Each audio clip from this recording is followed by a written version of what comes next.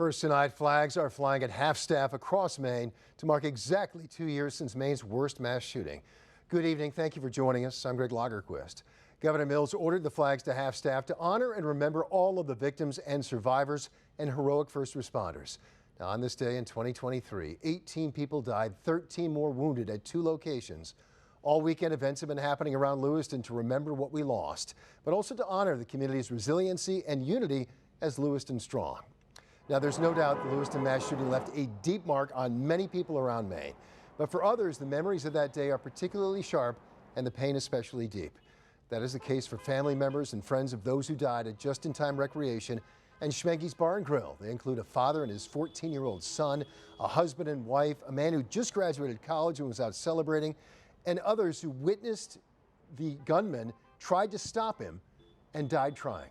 We heard from one man today who lost his son. And I left him with, "I love you, Dad. I'll call you later." The chaos, confusion, grief, and helplessness I witnessed that evening will stay with me forever. Now, with those remembrances underway, the day also bringing attention to referendum question 2 on this year's statewide ballot surrounding a red flag law. As Fox 23's Max Williams reports, one side held an event today saying the mass shooting is why this question is on the ballot in the first place, while the other side accuses them of trying to politicize the tragedy. Community members say while nothing will take back that horrific night 2 years ago today, hope remains ahead of Election Day that could change how the state handles the future of gun violence.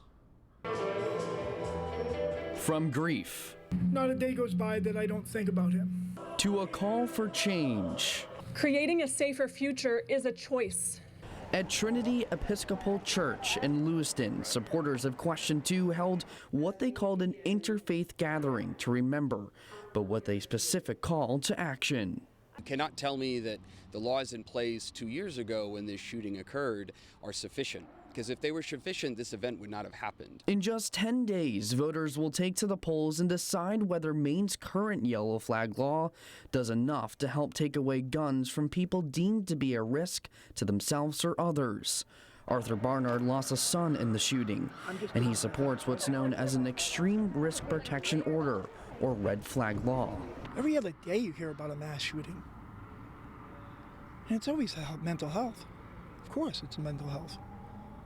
What are we going to do? We can't just sit around and not do anything anymore.